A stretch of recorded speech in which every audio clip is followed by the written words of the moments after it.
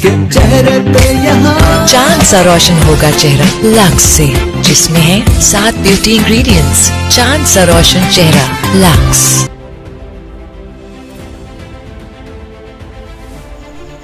खबर शामिल करते हैं डिस्ट्रिक्ट रिपोर्टर ओकाड़ा मलक मोहम्मद अरशद की रिपोर्ट के मुताबिक रेनाला खुर्द महकमा लाइफ स्टॉक की कार्रवाई रेनाला खुर्द ओकाड़ा से लाहौर सप्लाई होने वाला मुर्दा गोश्त पकड़ लिया। रेनाला खुर्द मुल्ज़मान गिरफ्तार करके इनके खिलाफ मुकदमा दर्ज।